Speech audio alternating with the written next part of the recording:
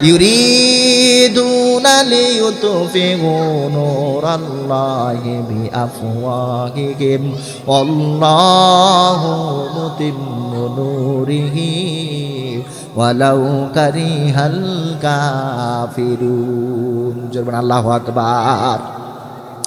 আল্লাহ রাব্বুল আলামিন তিনি চ্যালেঞ্জ দিয়ে বললেন, তিনি তাদেরকে বললেন তারা চাই আমি আল্লাহর কোরআনকে বন্ধ করে দিতে, আমি আল্লাহর কোরআনকে ফুৎকার দিয়ে নিভিয়ে দিতে, কিন্তু জেনে রাখো আমি আল্লাহ আমার কোরআনকে প্রজ্বলিত করবই যদি তাদের কাছে ভালো না লাগে। আপনারা দেখেছেন বিগত 16টা বছর যারা এই কোরআনের পাখিকে নির্মমভাবে হত্যা করলো, গোটা বাংলাদেশ নয় গোটা বিশ্বে কোরআনের পাখি যিনি পরিচিত, গোটা বিশ্বে যাকে কোরআনের পাখি নামে পরিচিত, যার কাছ থেকে আমরা কোরআনের তাফসীর শিখেছি, সে বিশ্ববিখ্যাত আলেমে দ্বীন কোরআনের তাফসীর কারক আল্লামা দেলোয়ার হোসেন সাঈদীকে নির্মমভাবে হত্যা করা হয়েছে। কিন্তু তারা ভেবেছিল এই ভাবে হত্যা করে কোরআনের মাহফিল বন্ধ করে দেওয়া হবে, কোরআনের আওয়াজ বন্ধ করে দেওয়া হবে বন্ধু, কিন্তু না, এক সাঈদীকে হত্যা করা হয়েছে, লক্ষ সাঈদী ঘরে ঘরে জন্ম নিয়েছে, ঠিক না বেটি? এই ব্যাপারে কবি বলেন পৃথিবী থেকে স্থায়ী হয় না, হোক না সে ফেরাউন কিংবা নমরুদ, কেউ ভবে চিরকাল রয় না। আলামিনের হাবিব বিশ্বনবী মুহাম্মদুর রাসূলুল্লাহ সাল্লাল্লাহু আলাইহি ওয়াসাল্লামের উপর আল্লাহর পক্ষ থেকে যে কোরআন নাজিল হয়েছে, এই কোরআনের ব্যাপারে আল্লাহ পাক বিশ্বনবী মুহাম্মদুর রাসূলুল্লাহ সাল্লাল্লাহু আলাইহি ওয়াসাল্লামকে বলতেছেন, হে নবী আমি আপনার প্রতি এমন এক কিতাব নাজিল করেছি, এমন এক গ্রন্থ নাজিল করেছি, যে গ্রন্থের ব্যাখ্যা করতে গিয়ে, যে গ্রন্থের আলোচনা করতে গিয়ে, যে গ্রন্থের দাওয়াত দিতে গিয়ে যেন আপনার অন্তরে কোনো রকম দ্বিধা সংকোচ বোধ না হয়। পৃথিবীর ভিতরে যে সমস্ত গ্রন্থ ছিল, সমস্ত গ্রন্থগুলো, সমস্ত কিতাবগুলো, আসমানি কিতাবগুলো তার জাতির লোকেরা, সমাজের লোকেরা রদ বদল করে ফেলেছে, কিন্তু একমাত্র কিতাব, সেই কিতাবটা আল কোরআন, কোনো জাতি, কোনো রদ, কোনো সংকট পরিবর্তন করতে পারে নাই। তাওরাতকে তারা পরিবর্তন করেছে, জাবুরকে তারা পরিবর্তন করেছে, ইনজিলকে তারা পরিবর্তন করেছে বন্ধু।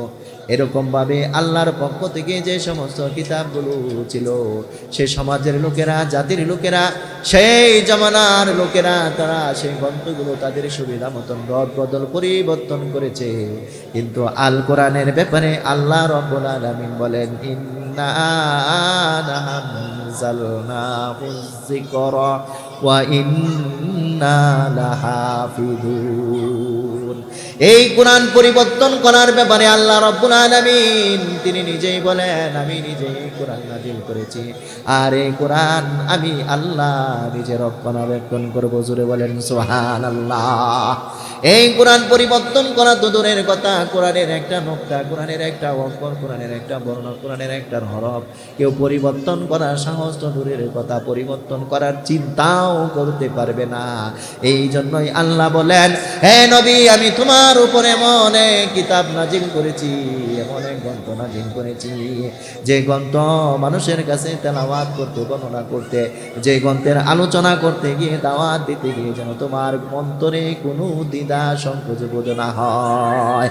আল্লাহ পাক বলেন, কিতাবুন উনজিলা ইলাইকা ফালা ইয়াকুন ফি সাদরিকা হারাজুম মিনহু লিতুনযিরা বিহি ওয়া যিকরা লিল মুমিনিন। জোরে আল্লাহু আকবার। রব্বুল আলামিন বিশ্বনবী মুহাম্মদুর রাসূলুল্লাহ সাল্লাল্লাহু আলাইহি ওয়াসাল্লামকে যখন নবুয়তের দায়িত্ব দিয়েছিলেন, মক্কার ভিতরে যখন রাসূলের উপর কোরআন নাযিল করা হলো, তখন মক্কার পরিবেশটা ছিল খুবই উত্তপ্ত, কেউ কারো চিন্ত না। কঠিন পরিস্থিতিতে আল্লাহ রাব্বুল আলামিন একটা লোকের উপর রিসালাতের দায়িত্ব দিলেন, আর সমস্ত লোকরা তার বিরোধিতা করলো। আর আল্লাহ রাব্বুল আলামিন বললেন, হে নবী তুমি ঘাবড়িয়ে যাও না, তুমি মনক্ষুণ্ণ হয়ো না, তুমি দ্বিধা সংকোচ বোধ করিও না, তোমার সাথে যিনি আছেন তিনি কে? আল্লাহ। সে রব্বুল আলামিন বলতেছেন, আমি এমন এক কিতাব নাজিল করেছি, যেই কিতাব শুধু কিতাব নয়, এমন এক কিতাব নাজিল করেছি যেই কিতাব হলো মুমিনদের জন্য হেদায়াত। জোরে বলেন সুবহানাল্লাহ।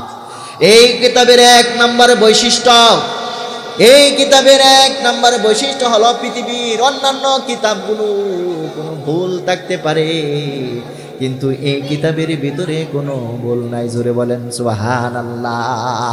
লেখক তার লেখা শেষ করার পরে সমাপনী বক্তব্যে বলে যায়, আমার লেখার ভিতরে যদি তোমরা কোনো ভুল ধরতে পারো, আমার লেখার ভিতরে যদি কোনো তোমরা ভুল ধরতে পারো, আমি তোমাদের ভিতরে কৃতজ্ঞ থাকব, আমি তোমাদের প্রতি সে সম্মান জানাবো যদি আমার ভুলটা ধরে দিতে পারো। কিন্তু আল্লাহ রাব্বুল আলামিন চ্যালেঞ্জ দিয়ে বললেন, আমি এমন কিতাব নাজিল করেছি, এই কিতাবে ভুল হওয়া তো দূরের কথা, ভুল হওয়ার সন্দেহেরও অবকাশ নাই। জোরে বলেন সুবহানাল্লাহ।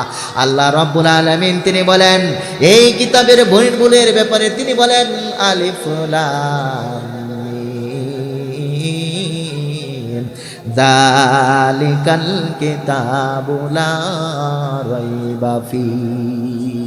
এমন কিতাব আমি আল্লাহ নাজিল করেছি, এই কিতাবে ভুল আছে, এই কিতাবে ভুল হয়েছে, এমন যদি কেউ সন্দেহ করে তার ঈমান থাকবে না। জোরে বলেন সুবহানাল্লাহ। আর এই কিতাবে তো মর্যাদা সম্পূর্ণ কিতাব, এই কিতাবের মর্যাদা বর্ণনা করতে গিয়ে কবিতার ভাষায় বলেন, এই কবিতার ভাষায় এই কিতাবের মর্যাদা বর্ণনা করতে গিয়ে বলেন, এই কোরআন যারা মুখস্থ করবে তাদের দৃষ্টান্ত হলো ওই রকম। কবি বলেন, ও ফুল ফুল নেহি হ্যাঁ जिस फूल में वो नहीं, ओ दिल दिल नहीं है जिस दिल में कुरान नहीं। कोई कुरान যারা মুখস্থ করেছেন, এই কোরআন যাদের অন্তরে আছে, এই কোরআন যাদের দিলে আছে, ওই ব্যক্তির দৃষ্টান্ত হলো, আমরা দেখেছি অনেক বছর আগে, এখন তো আমাদের শহরগুলো ভরপুর হয়ে গেছে, বাড়ি গাড়ি সব কিছু হয়ে আমাদের গ্রামীণ ঐতিহ্য সব চলে গেছে। আপনারা দেখবেন ওই থেকে আজ থেকে 20 বছর পূর্বে আমাদের শিমুল গাছে শিমুল ফুল ধরত, আর শিমুল ফুলগুলো খুবই টকটকে লাল, শিমুল ফুল টকটকে লাল। ঠিক তদ্রূপ শিমুল ফুল যেরকম টকটকে লাল, গাছের শীতকালে শীতের মৌসুমে শিমুল গাছের ডালায় ডালায় কত শিমুল ফুল ফুটে থাকতো বন্ধু, কিন্তু ওই শিমুল ফুলের কাছে কোনো ঘ্রাণ নাই, শিমুল ফুলের কোনো ঘ্রাণ নাই। ঠিক শিমুল ফুলের মতো দেখতো গোলাপ ফুল কত সুন্দর, কিন্তু গোলাপ ফুলের ঘ্রাণ আছে। তাই জন্য কবি বলেন, ও ফুল ফুল নেহি হ্যাঁ জিস ফুল মে গো নেহি। কবি বলেন ওই ফুল ফুল নয় যেই ফুলের ভিতরে ঘ্রাণ নাই, শিমুল ফুল তার ভিতরে কোনো ঘ্রাণ নাই। এই জন্য দেখবেন ওই শিমুল ফুলগুলো পরে থাকে ক্ষেতের লাইলে, গরু খায় না, ছাগলেও খায় না, মানুষে পাড়ায় চাপড়ায় নষ্ট করে। আর গোলাপ ফুলের ঘ্রাণ আছে, কিন্তু গোলাপ ফুল কোথাও পরে থাকতে দেখা যায় না, ঠিক না বেঠি? গোলাপ ফুল ঘ্রাণ আছে তার মান আছে, শিমুল ফুলের ঘ্রাণ নাই তার মান নাই। আল্লাহর ওই হাবান্দা বলেন, যার অন্তরে কোরআন নাই ও দিল দিল নেহি হ্যাঁ, ওই দিল দিল নয়, ওই দিল হইল মরা দিল। জোরে বলেন নাউজুবিল্লাহ। যার ভিতরে আপনার ডাক্তার হইলেন, আপনি ডাক্তার হয়ে গেলেন কিন্তু সূরা ফাতিহা আপনি পারেন না, আপনি ইঞ্জিনিয়ার হয়ে গেলেন কিন্তু আপনি সূরা ফাতিহা পারেন না, আপনি বড় কিছু হইলেন, বাড়ি গাড়ি ব্যবসায়ী প্রতিষ্ঠিত সব কিছু হয়ে গেল বন্ধু, কিন্তু নামাজ পড়তে গেলে তুমি সূরা ফাতিহা পড়তে পারো না, নামাজ পড়তে গেলে তুমি সূরা পড়তে পারো না, তুমি সফল নয়, তুমি ব্যর্থ। আল্লাহর কোরআন বলেন ওই ব্যক্তি সবচেয়ে বড় সফল, ওয়ামান যুহজিহা আনিন নার ওয়া উদখিলাল জান্নাতা ফাকাদ ফাযা ফাওজান আযীমা।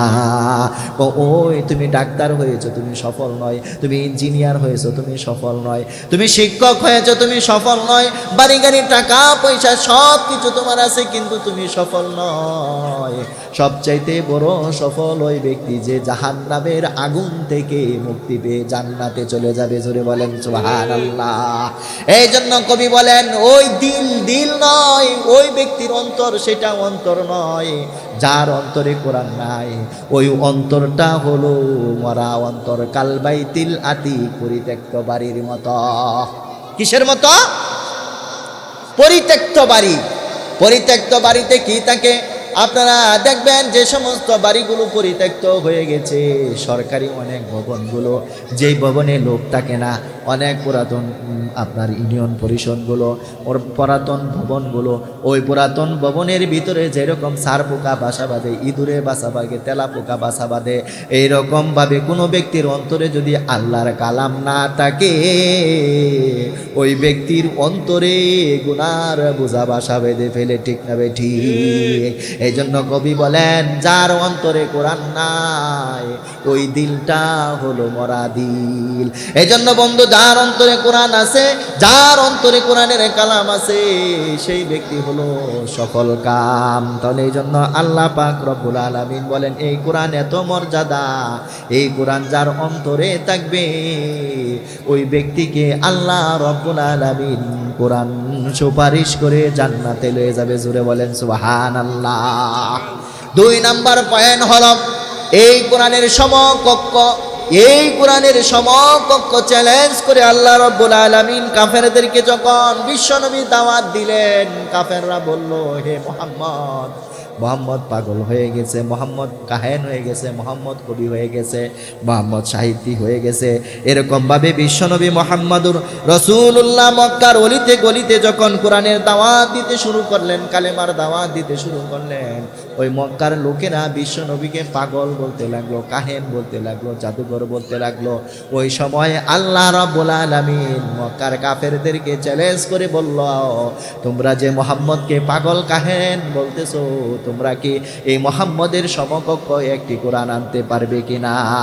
এই ব্যাপারে আল্লাহ পাক তাদেরকে চ্যালেঞ্জ করে বললেন, ওয়া ইন কুনতুম ফি রাইবিন মিম্মা নাযালনা আলা আবদিনা ফাআতু বিসূরাতিন মিন মিছলি ওয়াদউ শুহাদাআকুম মিন দুনিল্লাহি ইন কুনতুম সাদিকিন ফাইন লাম তাফআলু ওয়া লান তাফআলু ফাত্তাকুন নারাল্লাতী ওয়াকুদুহান নাস ওয়াল হিজারা উইদ্দাত লিল কাফিরিন। আল্লাহ রাব্বুল আলামিন সূরাতুল বাকারায় ওই কাফেরদেরকে চ্যালেঞ্জ করে বললেন, তোমরা আমার নবী মুহাম্মদকে কাহেন বলো, পাগল বলো, মাজনুন বলো, কোরআনের দাওয়াত দেওয়ার কারণে তোমরা তাদেরকে পাগল, মাহের, কাজনুন বলো, কিন্তু আমি তোমাদেরকে চ্যালেঞ্জ করে বলতেছি, তোমরা কি নবী মুহাম্মদের মতো একটি কোরআন অথবা একটি কোরআনের অংশ, ওয়াইন কুনতুম ফি রাইবিম মিম্মা নাযালনা আলা আবদিনা, ও আমার মক্কাবাসীরা, তোমরা আমার নবী মুহাম্মদকে কাহেন বলো, ফাতু, তোমরা নিয়ে আসো বিসূরাতিন মিন মিথলিহি, একটা কোরআনের ছোট সূরার সমপরিমাণ অথবা তার সমকক্ষ। ওয়াফাইল্লাম তাফআলু, তোমরা পারবে না, ওয়ালান তাফআলু, এবং তোমরা পারার কথাও না। যদি তোমরা না পারো, এই কোরআনের বিরোধিতা করো, এই কোরআনের মাহফিল বন্ধ করে দাও, কোরআনের পাখিদেরকে মেরে ফেলো, তোমরা যারা কোরআন গ্রহণ করে তাদেরকে নির্যাতন করে ফেলো। তাহলে তোমাদেরকে জেনে দিলাম, যারা এই কোরআনের মাহফিলগুলো বন্ধ করে দেয়, কোরআনের পাখিদেরকে হত্যা করে পরে কোরআনের আন্দোলনকে বন্ধ করতে চায়, তাদের ব্যাপারে কবি বলেন, যারা বন্ধ করতে চেয়েছিল তারা নিজেরাই বন্ধ হয়ে গেছে। ঠিক না বেঠিক? আপনি ফেরাউন থেকে শুরু করে ওই ফেরাউন, নমরুদ, কামান, হারুন, তাদের চাইতে শক্তিশালী আর কেউ নয়। তারা এই কোরআন বন্ধ করতে পারে নাই, আল্লাহর কালাম বন্ধ করতে পারে নাই। এ ব্যাপারে আল্লাহ নিজেই বলেন, ইউরিদুনা লিইউতফিউ নূরাল্লাহি বিআফওয়াহিহিম ওয়াল্লাহু মুতিম্মু নূরিহি ওয়ালাউ কারিহাল কাফিরুন। জোরে আল্লাহু আকবার। আল্লাহ রাব্বুল আলামিন তিনি চ্যালেঞ্জ দিয়ে বললেন, তিনি তাদেরকে বললেন, তারা চাই আমি আল্লাহর কোরআনকে বন্ধ করে দিতে, আমি আল্লাহর কোরআনকে ফুৎকার দিয়ে নিভিয়ে দিতে, কিন্তু জেনে রাখো আমি আল্লাহ আমার কোরআনকে প্রজ্বলিত করবই যদি তাদের কাছে ভালো না লাগে। আপনারা দেখেছেন বিগত 16টা বছর যারা এই কোরআনের পাখিকে নির্মমভাবে হত্যা করলো, গোটা বাংলাদেশ নয় গোটা বিশ্বে কোরআনের পাখি যিনি পরিচিত, গোটা বিশ্বে যাকে কোরআনের পাখি নামে পরিচিত, যার কাছ থেকে আমরা কোরআনের তাফসীর শিখেছি, সে বিশ্ববিখ্যাত আলেমে দ্বীন কোরআনের তাফসীর কারক আল্লামা দেলোয়ার হোসেন সাঈদীকে নির্মমভাবে হত্যা করা হয়েছে। কিন্তু তারা ভেবেছিল এই ভাবে হত্যা করে কোরআনের মাহফিল বন্ধ করে দেওয়া হবে, কোরআনের আওয়াজ বন্ধ করে দেওয়া হবে বন্ধু, কিন্তু না, এক সাঈদীকে হত্যা করা হয়েছে, লক্ষ সাঈদী ঘরে ঘরে জন্ম নিয়েছে, ঠিক না বেটি? এই ব্যাপারে কবি বলেন, পৃথিবীতে কেউ স্থায়ী হয় না, হোক না সে ফেরাউন কিংবা নমরুদ, কেউ ববে চিরকাল রয় না। পৃথিবীতে কেউ স্থায়ী হয় না, হোক না সে ফেরাউন কিংবা নমরুদ, কেউ ববে চিরকাল রয় না। চলে যাই সব ছেড়ে যেতে হয়, মৃত্যু মানে না কোনো পরিচয়, সব রাজা মহারাজা আর মহাবীর কাউকে সে অবকাশ দেয় না। পৃথিবীতে কেউ স্থায়ী হয় না, হোক না সে ফেরাউন কিংবা নমরুদ, কেউ ববে চিরকাল রয় না। ফেরাউন শেষ তক ছিল না, মৃত্যু তাকেও ছেড়ে দিল না, থেকে গেছে তার সব স্মৃতি চিহ্ন, কেউ আজ তার কথা কয় না, ঠিক না ঠিক? যারা 16টা বছর আলেমদেরকে নির্যাতন করেছে, নিরীহ মানুষদেরকে হত্যা করেছে, জেলে বন্দি করেছে বন্ধু, আজ তাদের কথা কেউ কয় নাই। এক সাঈদীর জন্য এমনও লোক আছে যেই সাঈদীর রায়ের জন্য 200 লোক মারা গিয়েছিল, আর আমাদের সেই শাসকের জন্য একজন লোক স্ট্রোক পর্যন্ত করে নাই।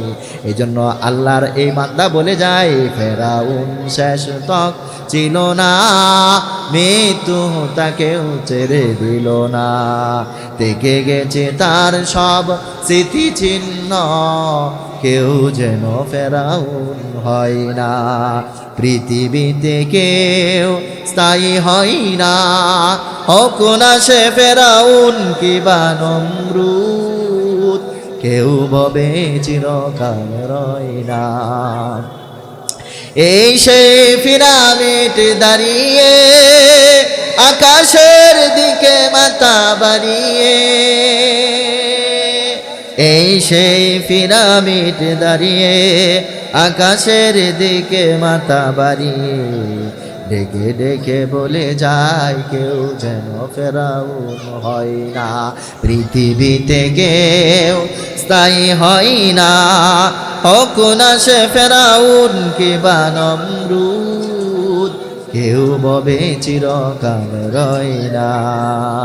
পৃথিবীতে কেউ স্থায়ী হয় না, হোক না সে ফেরাউন কিংবা নমরুদ, কেউ ববে চিরকাল রয় না, ঠিক না ঠিক? বন্ধুগণ, আল্লাহ রাব্বুল আলামিন তিনি বললেন, তোমরা এই কোরআনের সমকক্ষ কোনো কোরআন নিয়ে আসতে পারবে না, আর এই কোরআন তোমরা বন্ধ করতেও পারবে না। এই কোরআন যারা বন্ধ করতে পরিকল্পনা নিয়েছিল, কাফেরদের পরিকল্পনা ছিল তারা কোরআন বন্ধ করে দিবে।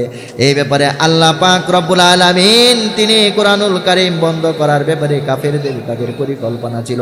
আবু জাহেল, উতবা, শাইবা দারুন নজওয়াতে বসিয়া তারা সিদ্ধান্ত করা নিল, মুহাম্মদের কোরআন আর শোনা যাবে না। যারা মুহাম্মদের কোরআন শুনে তারা ইসলাম ধর্ম গ্রহণ করে ফেলে, কোরআনের অনুসরণ করে ফেলে। এই দারুণ নদাতে বৈশা তারা সিদ্ধান্ত নিল আজ থেকে কোরআনের আলোচনা বন্ধ করে দিতে হবে, আর কোরআন শোনা যাবে না। এই ব্যাপারে আল্লাহ পাক তখন কোরআনের এই আয়াতটা তিনি এইভাবে তাদের পরিকল্পনা বললেন। কাফেরদের পরিকল্পনা ছিল وقال الذين كفروا لا تسمعوا لهذا القرآن والغوا فيه لعلكم تغلبون। কাফেররা সিদ্ধান্ত নিল আজ থেকে মুহাম্মদের কোরআন আর কেউ শুনতে পারবে না। যেখানে কোরআনের আলোচনা হয় সেখানে তোমরা হট্টগোল করো অথবা গন্ডগোল করে দাও, 144 ধারা জারি করো, কোরআনের মাহফিল বন্ধ করে দাও। কিন্তু আল্লাহ পাক রব্বুল আলামিন তিনি বললেন আমি আমার কোরআনকে বিজয়ী করব, এতে কেউ বাধা দিতে পারবে না। ঠিক না বেঠিক? আল্লাহু মুতিম্মু নূরিহি ওয়ালাউ কারিহাল কাফিরুন। আমি আল্লাহ এটার দায়িত্ব নিয়েছি, আমি আল্লাহ এই কোরআনের দায়িত্ব নিয়েছি। আমার জমিনে আমি আমার কোরআন দ্বারা বিচার ফয়সালা করব, এটা কেউ বন্ধ করতে পারবে না। যারা বন্ধ করতে চেয়েছিল তারা নিজেরাই বন্ধ হয়ে গেছে। ঠিক না বেটি? যেটা বলেন ঠিক না বেটি? বন্ধুগণ, এই কোরআনের আর একটা বৈশিষ্ট্য হলো এই কোরআন যতই শুনি ততই ভালো লাগে। ঠিক না বেটি? বলেন, এই কোরআন যত শুনি ততই ভালো লাগে। আপনারা যখন গানে যান, আপনারা যখন কবিতা পড়েন, আম পাতা জোড়া জোড়া মারবো চামক চলবে গোড়া, ওই দেখা যা পাগলা গোড়া যাই বলেন না কেন, যদি আপনার মেয়েকে বলেন বাবা একবার পড়ো, দুইবার পড়ো, তিনবার পড়ো, চারবারের মাথায় বলে আমার আর ভালো লাগে না। ঠিক না বেটি? তারপরে হাতিমার টিম টিম তারা মারে পাড়ি ডিম, তাদের কারা দুটো শিং বাচ্চাকে শিখাইতেছেন একবার দুইবার তিনবার চারবারের জায়গায় বলে বাবা আমার দ্বারা আর সম্ভব না, আমার বুকে ব্যথা, আমার ভালো লাগতেছে না। এরকম ভাবে আতা গাছে তুতা পাখি, ডালিম গাছে মৌ, এত ডাকি তবু কথা কও না কেন বউ, দুইবারের জায়গায় তিনবার বলতে চাই না। অর্থাৎ পৃথিবীতে যত কিতাব আছে, যত গ্রন্থ আছে, আপনার বারবার পড়তে ভালো লাগে না, একবারের পর দ্বিতীয়বার ভালো লাগে না। কিন্তু আল কোরআন এতই পড়ি, যতই পড়ি ততই মধুর। মসজিদে ফজরের নামাজে দাঁড়াইছেন, ইমাম সাহেব শুরু করছে আলহামদুলিল্লাহি রাব্বিল আলামিন আর রহমানির রহিম। ইমাম সাহেব নামাজ শেষ করার পর জোহরের নামাজে গিয়ে হাজির, আবার শুরু করছে আলহামদুলিল্লাহি রাব্বিল আলামিন আর রহমানির রহিম। আসরের সময় আবার সূরাতুল ফাতিহা, ইয়াশারের সময় আবার সূরাতুল ফাতিহা, ফজরের সময় আবার সূরা ফাতিহা। আপনার আমার নামাজের বয়স থেকে শুরু করে আজ পর্যন্ত যতই পড়ি ততই ভালো লাগে। ঠিক না বেটি? সূরা ফাতিহা যতই পড়তেছি ততই ভালো লাগতেছে। কোনোদিন কি বলছি যে এটা আর ভালো লাগে না? বলেন বলছি? তাহলে এক নাম্বার বৈশিষ্ট্য হলো এই কোরআন যতই পড়ি ততই ভালো লাগে, কোরআনের প্রতি কোনো বিরক্ত আসে না। পৃথিবীর ভিতরে যত গ্রন্থ আছে একবারের পর দুইবার ভালো লাগে না, কিন্তু এই কোরআন যতই পড়া হবে আল্লাহ রব্বুল আলামিন তিনি এই কোরআনের ব্যাপারে বলেন, এই কোরআন পড়লে তোমাদের করণীয় কি সেই ব্যাপারে আল্লাহ বলেন ওয়া ইযা কুরিআল কুরআনু ফাসতামিউ লাহু ওয়া আনসিতু লাআল্লাকুম তুরহামুন। জোরে বলেন আল্লাহু আকবার। আম পাতা জোড়া জোড়া পড়লে আল্লাহ বলেন নাই রহমত নাজিল হবে, আতা গাছে তুতা পাখি পড়লে আল্লাহ রহমত নাজিল হবে না। আল্লাহ বললেন যখন কোরআন তোমরা পড়া শুরু করবা, ওয়াও মানে এবং ইদা মানে যখন, কুরিয়া মানে পড়া হয়, আল কোরআন মানে কোরআন, ফাসতামিউ তখন তোমাদের কাজ হলো এক নাম্বার নীরব থাকা, ওয়া আনসিতু এবং চুপ থাকো, লাআল্লাকুম তুরহামুন তোমাদের উপরে আল্লাহর পক্ষ থেকে রহমত নাজিল হতে থাকে। জোরে বলেন সুবহানাল্লাহ। তাহলে আজকে এই মাহফিলে যারা আসছেন, এখানে যারা বসে আছেন, চিন্তা করবেন না কাল কিয়ামতের দিবসে আপনাকে আমাকে এই ভিডিও ক্যামেরার মাধ্যমে যেরকম ভিডিও করা হচ্ছে, আমরা যারা এখানে উপস্থিত হয়েছি আমাদের প্রত্যেককে ক্যামেরাম্যান করা হয়েছে। আল্লাহ সেই ব্যাপারে বলেন, কিরামান কাতিবিন ইয়ালামুনা মা তাফআলুন। অর্থাৎ আমার আপনার সাথে প্রত্যেকের সাথে সম্মানিত লেখকদ্বয় আছে, তারা প্রতিটা মুহূর্তে মুহূর্তে আপনার আমার কথাগুলো রেকর্ড করছে। কাল কিয়ামতের দিবসে আপনাকে আমাকে আমাদের সকলকে আজকের এই মাহফিলটা তুলে আল্লাহ দিয়ে বলবেন, তোমাদের প্রতি আমার পক্ষ থেকে রহমত ছিল। জোরে বলেন সুবহানাল্লাহ। 2 নাম্বার বৈশিষ্ট্য হলো, এই কোরআনের অন্যতম আর একটা বৈশিষ্ট্য হলো, কোরআন শুরু হয়েছে বা দিয়া আর শেষ হয়েছে সিন দিয়ে। বা মানে বাকারা, বাকারা মানে গাবি, বাকারা মানে গরু, বাকারা মানে গরু দ্বারা আমরা ইশারা করি, গরু দ্বারা আমরা বোঝাই মূর্খ। অর্থাৎ অনেক সময় কথা বলি, হেই তুই গরুর মতন, এই গরুর মতন আচরণ করো না। বাকারা মানে গাবি, বাকারা মানে গরু, বাকারা মানে কাণ্ডজ্ঞানহীন, বাকারা মানে অশিক্ষিত, বাকারা মানে হলো মূর্খ। অর্থাৎ এই কোরআন ঢোকার আগে, এই কোরআন আসার আগে আপনি আমি সকলেই ছিলাম মূর্খ, অজ্ঞ, কাণ্ডজ্ঞানহীন, বিবেকহীন। গরুকে যদি ছেড়ে দেওয়া হয়, মালিকের জমি কোনটা সে চিনে না, তার বাহিরের জমি কোনটা সে চিনে না, সব জায়গায় সে সমান ব্যবহার করে। অর্থাৎ কোরআন আসার আগে মানুষগুলো তাদের সোনার মানুষ ছিল না। এই জন্যই তো হযরত উমর কাঙ্গাতর বাড়ি হাতি নিয়া বিশ্বনবীকে হত্যা করার জন্য রওনা হয়ে গেল। আবু বকর ছিল, ওমর ছিল, এই লোকগুলা কোরআন আসার পর সোনার মানুষে পরিণত হয়ে গেল। জোরে বলেন সুবহানাল্লাহ। কোরআন আসার আগে মক্কার যুগটা ছিল আইয়ামে জাহিলিয়াত, মূর্খতার যুগ, অজ্ঞতার যুগ, বর্বরতার যুগ, জাহিলিয়াতের যুগ। আর কোরআন আসার পরে সেটা হইল সোনালী যুগ। জুড়ে বলেন সুবহানাল্লাহ। আল কোরআনের পথ, এই পথই আসল পথ, তন মনে আল কোরআনের পথ, এই পথই আসল পথ। ঠিক না ঠিক? অন্য সকল পথে নাই কোনো রহমত। ঠিক না ঠিক? আল কোরআনের পথ, এই পথই আসল পথ। বন্ধুগণ, এই রব্বুল আলামিন তিনি বললেন কোরআন শুরু হয়েছে বা মানে বাকারা, বাকারা মানে জ্ঞানহীন, মূর্খহীন, অজ্ঞ, কাণ্ডজ্ঞানহীন। আর সিন মানে নাস মানে মানুষ। অর্থাৎ কোরআনে ঢুকবেন জ্ঞান ছাড়া, আর বের হবেন আলোকিত মানুষ হয়ে। জুড়ে বলেন সুবহানাল্লাহ। মানুষের মতো মানুষ হয়ে আপনি বের হইবেন। অর্থাৎ যখন কোরআনে আপনি শুরু করলেন আলিফ লাম মিম যালিকাল কিতাবু লা রাইবা ফীহ, এইভাবে শুরু করলেন আপনি। আর শুরু করতে করতে করতে করতে দেখবেন শেষ পর্যায়ে যখন আপনি গেলেন, মানুষের মতো মানুষ হয়ে আপনি কোরআন থেকে বের হলেন। জোরে বলুন সুবহানাল্লাহ। যারাই ধরেছে কোরআনের ভুল, তারাই এসেছে সঠিক পথে। নাসার গবেষকরা কোরআনের ভুল ধরতে গিয়ে বন্ধু ভুল তো পেলই না, তারা হেদায়েতের পথ পেয়ে গেল। জুড়ে বলেন সুবহানাল্লাহ। তাহলে কোরআনের এইটা আর একটা বৈশিষ্ট্য হলো, বা দিয়ে শুরু, সিন দিয়ে শেষ। বা মানে জ্ঞানহীন, বাকারা, আর নাস মানে মানুষ। অর্থাৎ তুমি কোরআনে আসার আগে তোমার পরিপূর্ণ মানুষ ছিল না, জ্ঞান তোমার ছিল না। কোরআন যার অন্তরে নাই সে সব থেকে বিফল। যে কোরআন অর্জন করতে পারলো না, সূরা ফাতিহা পর্যন্ত পড়তে পারে না, নাস করতে পারে না, ফালাক করতে পারে না, নামাজ করতে পারে না, সে যত বড় ডাক্তার, ইঞ্জিনিয়ার বড় হোক না কেন বন্ধু, সে সফল নয়, ব্যর্থ। ঠিক না ঠিক? নামাজ পড়তে পারে না, সূরা ফাতিহা পড়তে পারে না, সূরা ইখলাস পড়তে পারে না, কিচ্ছুই পড়তে পারে না, এর চাইতে বড় বিফল, এর চাইতে ব্যর্থ আর। এজন্য বা দিয়ে শুরু, সিন দিয়ে শেষ। বা আর সিন একত্রিত করলে অর্থ দাঁড়ায় বস। বস অর্থ কি? বাস। অর্থাৎ আমরা বাংলা ভাষায় বলি যে একটা কাজ করার পরে কয় বস, ঠিক আছে, বস, যথেষ্ট। অর্থাৎ এই কোরআনে যা নাজিল হয়েছে এইটা যদি আমরা মানতে পারি, তাহলে এর বাহিরে আর আমার যাওয়া লাগবে না, যথেষ্ট। এর জন্য পূর্ণাঙ্গ কোরআন আল্লাহ বলতেছেন বা আর সিন একত্রিত করলে তার অর্থ দাঁড়ায় যথেষ্ট।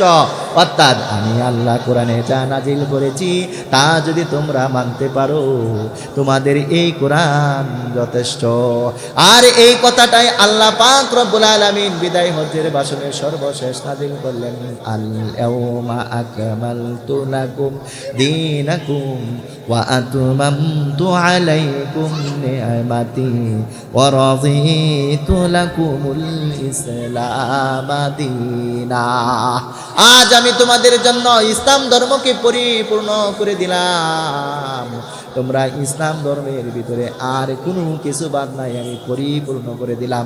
আর মানুষের জন্য শ্রেষ্ঠ ধর্ম হলো ইসলাম। জোরে বলেন সুবহানাল্লাহ। তাহলে পূর্ণাঙ্গ ইসলাম, পূর্ণাঙ্গ জীবন বিধান, সেটার নাম কি? ইসলাম। অন্যান্য ধর্মাবলম্বীর ভিতরে, হিন্দুদের ভিতরে, খ্রিস্টান ধর্মের ভিতরে, ইহুদি ধর্মের ভিতরে, বিভিন্ন ধর্মের ভিতরে আপনার দেখবেন কিছু পাপ আছে, কিছু পূর্ণ আছে, কিছু পূর্ণ আছে, কিছু পাপ আছে, কিন্তু পূর্ণাঙ্গভাবে সব কিছু নাই। যেরকমভাবে তাদের যে কালচার, তাদের যে ধর্মীয় রীতিনীতি, একদিকে দেখবেন ভালো, আর একদিকে দেখবেন মন্দ, একদিকে দেখবেন কুসংস্কার, আর একদিকে দেখবেন সুসংস্কার। আর আমাদের ইসলাম ধর্মে এমন এক বিধান যেটাকে পাপ পাপি, যেটাকে নেক নেকি, কোনো সুন্দর সুস্পষ্ট ইসলাম। জুড়ে বলেন সুবহানাল্লাহ। তাদের ভিতরে পাপ পুণ্য আছে, কিন্তু পাপ পুণ্যের যে সংখ্যা, পাপ পুণ্যের যে মূলনীতি, এইটা তাদের নাই। কিন্তু ইসলাম ধর্মের ভিতরে পাপ পুণ্যের সম্পূর্ণ পূর্ণাঙ্গ মূল নীতি আল্লাহ পাক নাযিল করেছেন। জুড়ে বলেন সুবহানাল্লাহ। এই কোরআনের আরেকটা মুজিজা হলো, এই কোরআনের আরেকটা বৈশিষ্ট্য হলো বন্ধু, শব্দে শব্দে মিল। প্রত্যেকটা শব্দের ভিতরে আল্লাহ পাক মিল করে দিয়েছেন। যেরকমভাবে কবি সাহিত্যিকরা তারা ছন্দে ছন্দে মিল করতে পারে নাই, কিন্তু আমার রব্বুল আলামিন এই কোরআন এমন এক কোরআন, এটার প্রত্যেকটা অক্ষরে অক্ষরে, বর্ণে বর্ণে, শব্দে শব্দে মিল। যেরকমভাবে সূরা কাউসারের দিকে তাকান, সূরা কাউসারের দেখেন আল্লাহ রাব্বুল আলামিন কত সুন্দর করে নাজিল করেছেন। সবাই পড়েন, ইন্না আ'তাইনাকাল কাউসার। এখানে লাস্টের বর্ণ রা, লাস্টের বর্ণ কি? রা। ফাসাল্লি লিরাব্বি। আল্লাহ রাব্বুল আলামিন সূরা ফিলের ভিতরে কত সুন্দর করে তিনি সব বর্ণের শেষে তিনি লাম দিয়েছেন।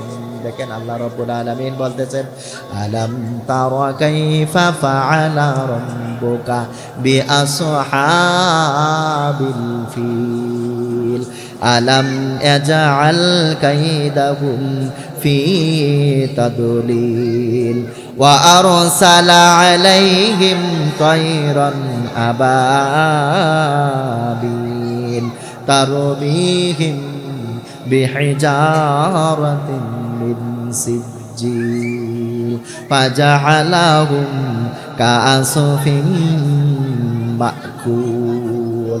এখানে আল্লাহ রাব্বুল আলামিন আলাম তারার শেষে, প্রত্যেকটা অক্ষরের শেষে তিনি লাম দিয়ে শুরু শেষ করেছেন। এই জন্য বন্ধুগণ, কোরআনের প্রত্যেকটা হরফ, প্রত্যেকটা শব্দ আল্লাহ রাব্বুল আলামিন একটার পর একটা সুন্দর করে ছন্দে ছন্দে মিল করে দিয়েছেন। জোরে বলেন সুবহানাল্লাহ। কোরআনের আরেকটা বৈশিষ্ট্য, আর একটা কোরআনের বৈশিষ্ট্য হলো, পৃথিবীর ভিতরে বন্ধুগণ কোনো শাস্ত্র, কোনো কিতাব, কোনো গ্রন্থে, কোনো ধর্মের লোক তার ধর্মগ্রন্থ মুখস্থ করেছে এটা খুঁজে পাওয়া যাবে না। আপনি হিন্দুদের হিন্দু ধর্ম কেউ মুখস্থ করতে পারবে না। যেরকম গণিত শাস্ত্রের গণিত যে পড়ায় তাকে বলবেন, সে গণিত সব মুখস্থ করতে পারে নাই, সূত্রগুলো সব তার মুখস্থ নাই। তারপরে গ্রামার বাংলা সে মুখস্থ করতে পারে নাই। এরকমভাবে পৃথিবীর কোনো ধর্মীয় গ্রন্থ ধর্মের লোকেরা মুখস্থ করেছে প্রমাণ নাই, কিন্তু আমাদের অসংখ্য এই কোরআনকে মুখস্থ করেছে। জোরে বলেন সুবহানাল্লাহ। কোন ধর্মের লোক তার ধর্মীয় গ্রন্থ মুখস্থ করেছে এই প্রমাণ পৃথিবীতে নাই। কিন্তু আমাদের আল কোরআন মুখস্থ করেছে এরকম হাজার না লক্ষ কোটি আছে, ঠিক না বেটি?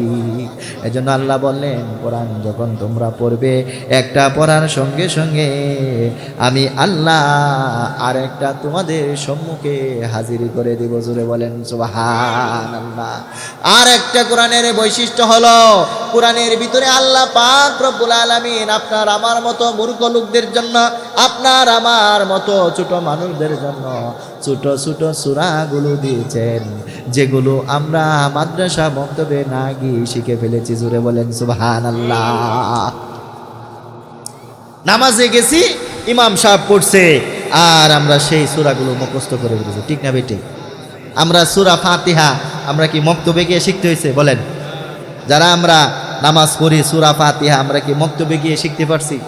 এখন সূরা যদি বাকারার মতো লম্বা লম্বা আরো সূরা থাকতো, সবগুলা যদি সূরা বাকারার মতো, সূরা নাসের মতো, সূরা নিসার মতো, সূরা মায়েদার মতো, আরাফের মতো এত লম্বা লম্বা থাকতো, তাহলে আমার মতো আপনার মতো লোকদের নামাজ পড়া মুশকিল হয়ে যেত না? বলেন, মুশকিল হয়ে যেত না? এজন্য আল্লাহ রাব্বুল আলামিন বললেন, আমি তোমাদের জন্য ছোট ছোট সূরাগুলো দিয়েছি, যাতে করে আমার ছোট ছোট বান্দারা, আমার সর্বসাধারণ বান্দারা নামাজের ভিতরে গিয়ে তারা সূরাগুলো মুখস্থ করে ফেলে। জুড়ে বলেন সুবহানাল্লাহ। এই জন্য আল্লাহ রাব্বুল আলামিনের এই কোরআনের আরেকটা বৈশিষ্ট্য হলো, কোরআনের ছোট ছোট সূরাগুলো আল্লাহ রাব্বুল আলামিন আপনার আমার জন্য মুখস্থ করে দিয়েছেন। জুড়ে বলেন সুবহানাল্লাহ। যেরকম সূরাতুল কাউসার সবাই পড়েন, ইন্না আ'তাইনাকাল কাউসার ফাসাল্লি লিরাব্বিকা ওয়ানহার ইন্না শানিয়াকা হুয়াল আবতার। সূরা ইখলাস কত ছোট সূরা।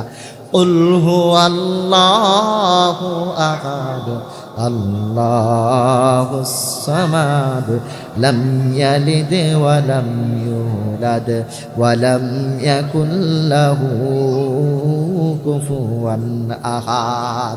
আল্লাহ রাব্বুল আলামিন এত মুজিজা, এত কিতাব, এত কোরআনের আয়াত নাযিল করার পরে বলতেছেন, তোমরা যদি এই কোরআন না মানো, এই কোরআন যদি আমল তোমরা না করো, এই কোরআনের সমাজ যদি তোমরা কায়েম না করো, তাহলে আল্লাহ রাব্বুল আলামিন আমার আপনার অবস্থা কি হবে সেই ব্যাপারে বলেন। ওয়ামান আরাদা আন যিকরি ফাইন্না লাহু মাঈশাতান দনকা ওয়া নাহশুরুহু ইয়াউমাল কিয়ামাতি আমা। আল্লাহ রাব্বুল আলামিন বলেন, আমি তোমাদের এত সুন্দর করে সৃষ্টি করলাম, এত কিছু আমি তোমাদের জন্য দিলাম, এই কোরআন দিয়ে তোমরা যদি বিচার ফায়সালা না করো, এই কোরআনের সমাজ যদি তোমরা না কায়েম করো, এই কোরআনের যদি অনুসরণ তোমরা না করো, আমি আল্লাহ কাল কিয়ামতের মাঠে তোমাদেরকে অন্ধ হিসাবে উঠাইব। ওয়ামান আরাদা আন যিকরি, ওয়া মানে এবং মান মানে ব্যক্তি, আরাদা মানে বিরত থাকবে, আন যিকরি আমি আল্লাহর কোরআন থেকে, আমি আল্লাহর কোরআনের কালাম থেকে, আমি আল্লাহর কোরআনের বিধান থেকে জমি দিয়েছে যিনি বিচার করবেন তিনি, ঠিক না বেটি? জমিন কার? বিচার করবে কে? এই জমিন যিনি দিয়েছেন, জমিনের বিচার তিনি করবেন, তার কোরআন দিয়ে বিচার করতে হবে। এই জমিন আল্লাহ দিয়েছেন, বিচারও করতে হবে আল্লাহ। এই জন্য আল্লাহ বললেন, আমার এই কোরআন থেকে যারা বিমুখ হয়ে যাবে, আমার এই কোরআন দিয়ে যারা বিচার ফায়সালা করবে না, আমার এই কোরআন থেকে যারা দূরে থাকবে, ফাইন্না লাহু মাঈশাতান দনকা, নিশ্চয়ই আমি আল্লাহ ওই ব্যক্তিকে কাল কিয়ামতের মাঠে অন্ধ হিসাবে উঠাইব। ওয়া নাহশুরু ইয়াউমাল কিয়ামাতি আমা, আমি ওই ব্যক্তিকে সংকীর্ণ করে কাল কিয়ামতের মাঠে অন্ধ হিসাবে উঠাইব। আর ওই ব্যক্তি সেদিন বলবে, ক্বালা রব্বি লিমা হাশারতানি আমা ওয়া কাদ কুনতু বাসীরা। কত কঠিন কথা! সেই দিন সেই বান্দা বলবে, ক্বালা রব্বি লিমা হাশারতানি আমা কলা মানে বান্দা বলবে রব্বি, হে আমার রব, লিমা হাসারতানি, আমাকে কেন অন্ধ করে উঠাইলা, ওয়াকাদ কুনতু বাসীরা, আমি তো দুনিয়াতে চক্ষুষ্মান ছিলাম। সেই দিন সেই বান্দা কোরআনের আইন, কোরআনের কথা, কোরআনের তাফসীর, কোরআন যারা বিরোধিতা করবে, কোরআনের আইন যারা মানবে না, কোরআনের বিচার যারা মানবে না, ওই সমস্ত ব্যক্তিদেরকে যেদিন আল্লাহ হাসরের মাঠে অন্ধ হিসাবে উঠাইবেন, ওই বান্দারা সেই দিন আল্লাহর কাছে আবেদন করবে, বলবে হে রব্বুল আলামিন, আমরা তো দুনিয়াতে অন্ধ ছিলাম না, তুমি আমাদেরকে কেন অন্ধ করে পাঠাইলা? আল্লাহ রব্বুল আলামিন বলবেন সেই দিন যে তোমাদের কাছে আমি এই কোরআনের আয়াত যখন তোমাদের কাছে নাজিল করা হইতো, তখন তোমরা কানে হাত দিতা, মুখে হাত দিতা, বন্ধ করে রাখতা। ফি কুলুবিহিম মারাদুন ফাযাদাহুমুল্লাহু মারাদা ওয়া লাহুম আযাবুন আলীমুম বিমা কানু ইয়াকযিবুন। জোরে আল্লাহু আকবার। ফি কুলুবিহিম মারাদ, ও তাদের কাছে যখন কোরআনের কথা বলা হয়, আল কোরআনের কথা যখন তেলাওয়াত করা হয়, তখন মনে হয় তাদের অন্তরগুলো, তাদের চেহারাগুলো মলিন হয়ে যায়, বোঝা যায় তাদের উপর একটা বোঝা চাপিয়ে দেওয়া হয়েছে। কোরআনের আয়াত, কোরআনের ব্যাখ্যা, বিশ্বনবী মুহাম্মদুর রাসূলুল্লাহ সাল্লাল্লাহু আলাইহি ওয়াসাল্লাম যখন মক্কার অলিতে গলিতে তিনি দাওয়াত দিতে লাগলেন, কুলু লা ইলাহা ইল্লাল্লাহ মুহাম্মাদুর রাসূলুল্লাহ, যেই লোকটাকে 40টা বছর মক্কার লোকেরা আলামিন বলে উপাধি দিয়েছিল, মক্কার লোকেরা তাকে বিশ্বাস করত, সবচাইতে ভালো লোক। যেদিন আল্লাহর কোরআন তার উপর নাজিল হইল, সেই দিন তিনি মক্কাবাসীদেরকে ডাক দিয়ে বললেন, ও মক্কাবাসীরা, আমি যদি তোমাদেরকে বলি পাহাড়ের পাদদেশ থেকে তোমাদেরকে আক্রমণ করার জন্য আসছে, তোমরা কি বিশ্বাস করবা? সকলে উত্তর দিল, হ্যাঁ বিশ্বাস করব, কেননা আপনি তো জীবনে কোনোদিন মিথ্যা কথা বলতে দেখি নাই। জোরে বলেন সুবহানাল্লাহ। সেই লোকটা বলল, আমি তোমাদেরকে ঘোষণা করছি, আমাকে আল্লাহ রাব্বুল আলামিন তোমাদের কাছে নবী রূপে প্রেরণ করেছেন। জোরে বলেন সুবহানাল্লাহ।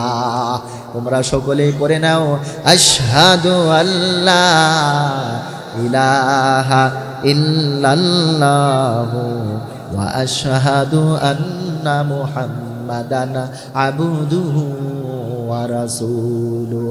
তার নিজের চাচা তার উপর আঘাত করলো, কাফেররা সকলে বলা বলি করলো, আব্দুল্লাহর বেটা মাজনুন হয়ে গেছে, পাগল হয়ে গেছে। ঠিক না বেটি? কিছুক্ষণ আগে বলছে যে আমার কি তুমি বললে তোমরা বিশ্বাস করবা? সবাই বললো হ্যাঁ বিশ্বাস করবো। কেন বিশ্বাস করবা?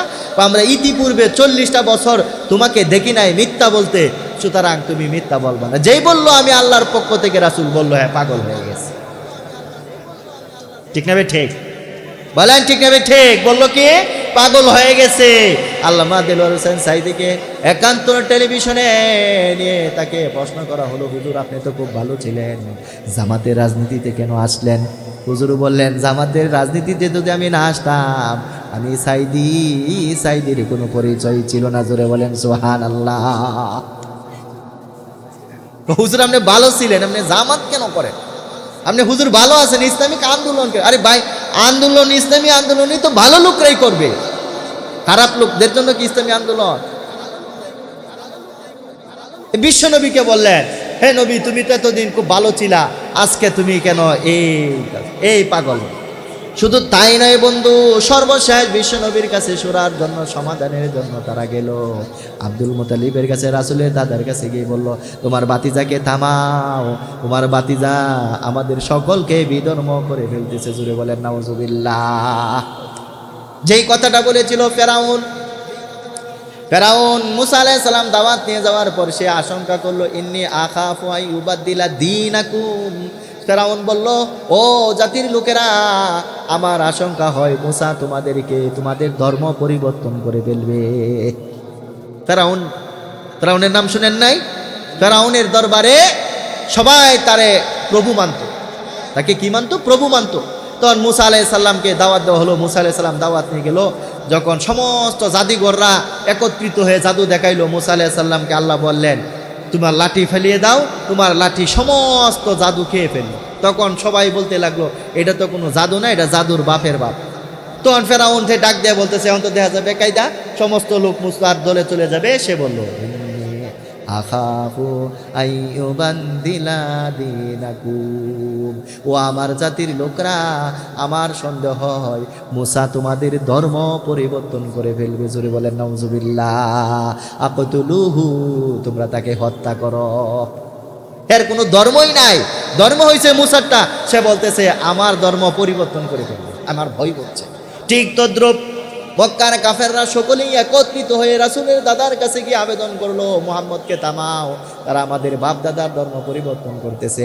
এই মুহূর্তে আল্লাহ পাক রব্বুল আলামিন সূরা কাফিরুন নাজিল করে বললেন, কুল ইয়া আইয়ুহাল কাফিরুন লা আ'বুদু মা তা'বুদুন ওয়ালা আনতুম আবিদুনা মা আ'বুদ। বিশ্বনবী ডাক দিয়া বলেন, ও কাফেররা, তোমরা যার ইবাদত করো আমি নবী মুহাম্মদ তার ইবাদত করি না, আর আমি নবী মুহাম্মদ যার ইবাদত করি তোমরা তার ইবাদত করো না। এজন্য আল্লাহ রাব্বুল আলামিন তিনি বললেন, এই কোরআনের আইন যারা চায় না, এই কোরআনের কাজ যারা চায় না, কোরআনের বিরোধিতা যারা করে, আমি আল্লাহ কাল কিয়ামতের দিবসে তাদেরকে অন্ধ হিসাবে উপস্থাপন করব। আর ওই সমস্ত ব্যক্তিরা সেই দিন আমি আল্লাহর কাছে বলবে, আমরা তো দুনিয়াতে অন্ধ ছিলাম না, আমরা দুনিয়াতে কি ছিলাম না, অন্ধ ছিলাম না। আল্লাহ সেদিন বলবেন, ফি কুলুবিহিম মারাদ ফাযাদাকুমুল্লাহু মারাদা, ফি কুলুবিহিম মারাদ, তোমাদের অন্তর তোমরা নিজেরাই দূষিত করে ফেলেছ, এবং এমন দূষিত করেছ যখন তোমাদের কাছে কোরআনের আয়াতগুলো তেলাওয়াত করা হইতো, কোরআনের আয়াত যখন তোমাদের কাছে তেলাওয়াত করা হইতো, তখন তোমরা সেগুলাকে মিথ্যা প্রতিপন্ন করতা, তখন তোমরা সেগুলাকে কি করতা, মিথ্যা প্রতিপন্ন করতা। সেই দিন বলবে, লিমা হাসারাতানি আমা, আমাকে কেন অন্ধ রূপে পাঠাইলা, ওয়াকাদ কুনতু বাসিরা, আমি তো চক্ষুষ্মান ছিলাম। আল্লাহ ডাক দিয়া বলবেন, ওরে বান্দা, তোমার চোখ ছিল কিন্তু কোরআন দেখার মতো তোমার চোখ ছিল না। এই জন্য এই কোরআনের বৈশিষ্ট্য, এই জন্য বন্ধুগণ এই কোরআনের বৈশিষ্ট্য, এই কোরআন যদি আমরা থাকতেও চোখ থাকতে যদি কোরআন না অবলম্বন করি, কাল কিয়ামতের মাঠে অন্ধ হিসাবে আল্লাহ বের করবেন। এখন আমরা কি অন্ধ হিসাবে উঠতে চাই নাকি চক্ষুষ্মান? আমরা কি অন্ধ হিসাবে হাসরের মাঠে হাজিরা দিতে চাই? যদি অন্ধ হিসাবে আপনি হাজিরা দেন বন্ধু, আপনার কাছে আমার কোনো আবদার নাই, যান আপনি আবু জাহেলের কাছে, যান আপনি উতবার কাছে, তার দলভুক্ত হন, আমার কোনো আফসোস নাই। কিন্তু উমরের দলে যদি আসতে হয়, আপনাকে পড়তে হবে লা ইলাহা ইল্লাল্লাহু মুহাম্মাদুর রাসূলুল্লাহ সাল্লাল্লাহু আলাইহি ওয়াসাল্লাম। সম্মানিত উপস্থিতি, আল্লাহ পাক আমি যে আলোচনা করেছি সেই আলোচনার উপর যেন আল্লাহ পাক আমল করার মতো তৌফিক দান করে, সকলে বলেন আমিন। আমার উস্তাদ আসছেন, ওনাকে বসায় রেখে আমার এখানে আলোচনা করা ঠিক না। যাই হোক, সম্মানিত উপস্থিতি, আমাদের এই মাদ্রাসাটা যিনি পরিচালক হযরত মাওলানা হাফেজ মাওলানা মোহাম্মদ কাউসার আহমেদ, সেই মাদ্রাসার যে ভিত্তিপ্রস্তর এবং মাদ্রাসার যে পরিধি, এটা কিন্তু একটা প্রাইভেট মাদ্রাসা। আর প্রাইভেট মাদ্রাসাগুলো সাধারণত ছাত্রছাত্রীদের উপর ডিপেন্ড করে। যে সমস্ত এলাকার